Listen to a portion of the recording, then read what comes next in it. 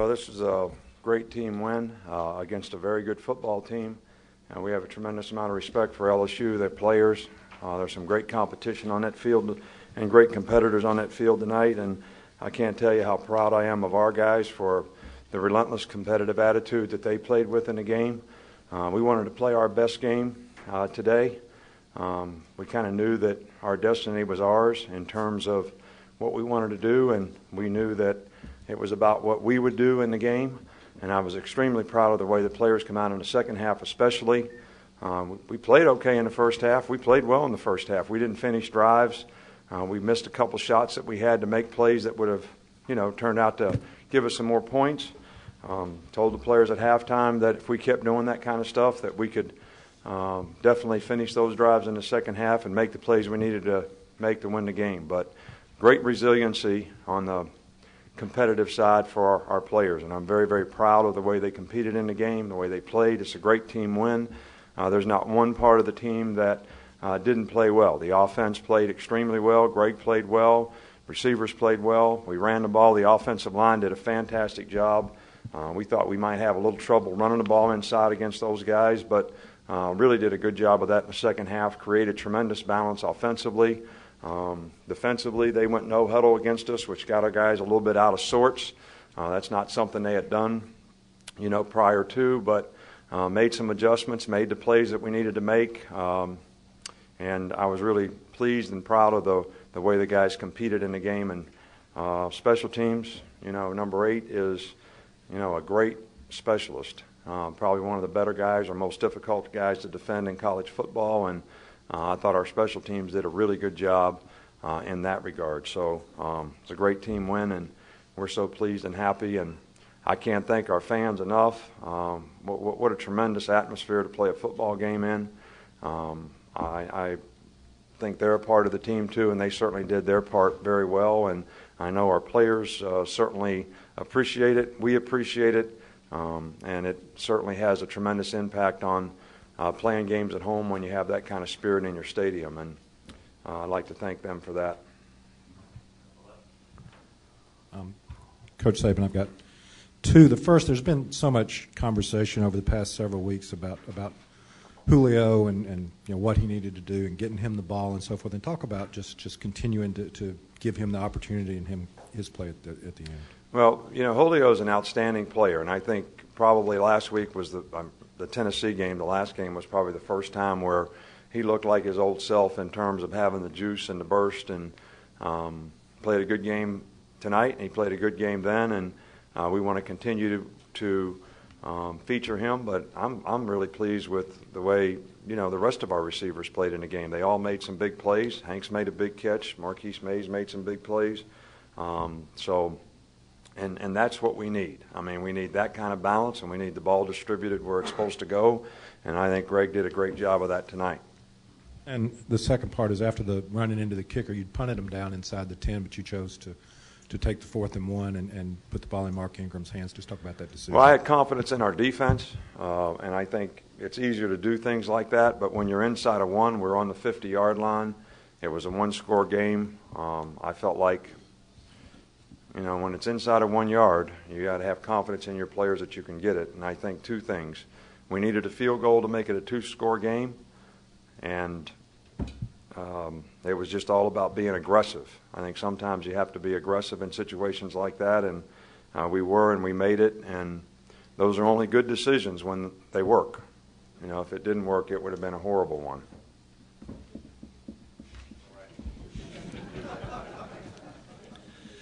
Coach Saban, Mark only had 6 carries right over here. 6 carries in the first half. How much of that was by design to want to make plays in the passing game, and was it a point of emphasis at halftime to get him more involved in the second half? No, there was no point of emphasis. It was the way we planned the game.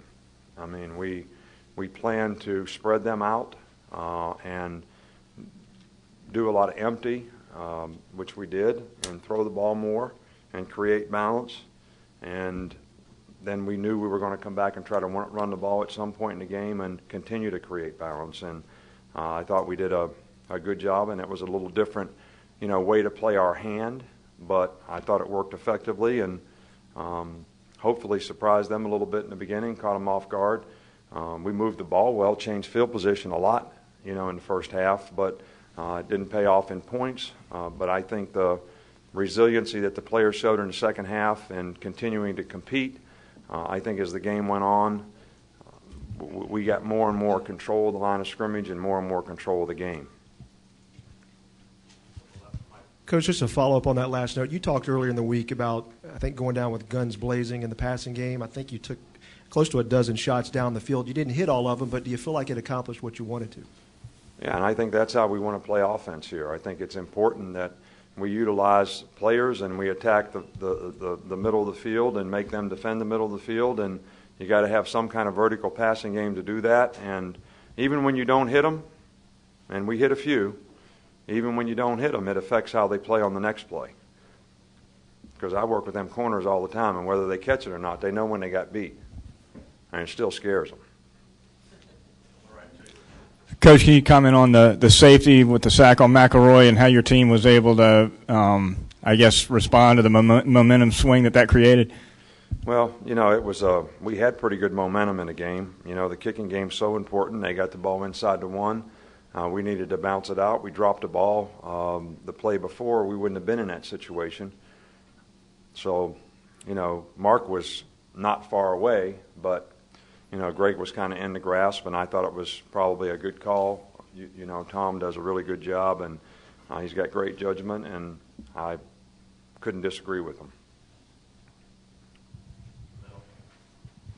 Coach, you've been very good about coaching your team up and keeping them in the moment. Talk about, if you will, a little bit more how you felt as the game went on in the second half and you guys really took control of the game. And if you're comfortable, and only if you're comfortable, will you now comment on Atlanta? No, because we really have a lot of games to play. We have 3 games to play, and we want to play those games one game at a time. And we always tell our players this was a great victory and we're proud of them, but they have 24 hours to enjoy this, and we need to focus and get ready to play our best football and continue to improve to be the best team that we can be. And that never ends. So, we have an opponent next week, and they're a good opponent, and we certainly respect them, and we're going to have to do a good job of getting prepared and hopefully try to continue to improve as a team.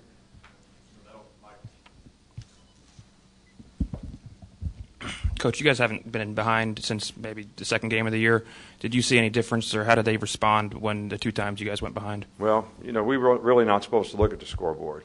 But since we came back in the game, I'd say we responded pretty well. We kept playing, we kept competing, made plays that we needed to make. Even when they got the safety, which was mentioned before, that was a huge momentum swing for them.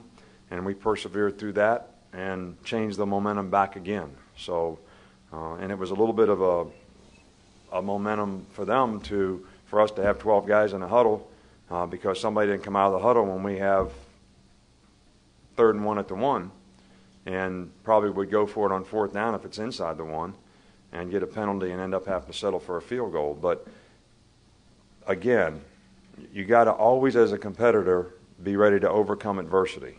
There's always going to be adversity in big games. They got good players on their team. I have a tremendous amount of respect for their team, and their team played hard in this game, and it was a tough physical game. And, they do a really good job of coaching. I mean, they presented some things out there on offense that were difficult to defend, and they've got one of the best defensive teams, in the league. So I was really proud of the way our players just kept persevering to fight through and make the plays they needed to make to have success in the game. Nick, is there some sense of satisfaction, though, in winning the West, getting back to Atlanta, or was that kind of the minimum requirement for this team after doing it last year? Well, I don't think there was a minimum requirement for this team. I think that this team has had a totally different challenge than last year's team. I'm proud of the way they managed it and handled it.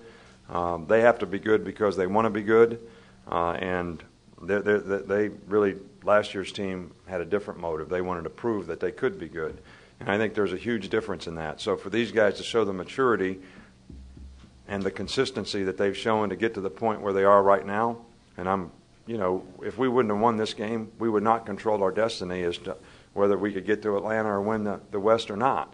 So I'm extremely pleased and happy that we won the West, and we now control our own destiny in terms of what else that we can accomplish and what else that we can do. So, and it was a tough physical game, and man, those games are fun to be a part of. Coach, you just hit on how tough and physical the game was, and I know a lot of guys got banged up on both sides. How did you come out injury-wise from what you know now? I really don't. I didn't talk to Jeff before I came up here. We didn't have anybody that left the game and stayed out of the game. We had a couple guys get nicked up and leave the game, but they all went back. Mays went back, Harvey went back. So, you know, Peak played a little bit. Probably not 100% effective, but hopefully he'll continue to improve, and maybe we'll get him back, you know, next week. But that's going to be day to day.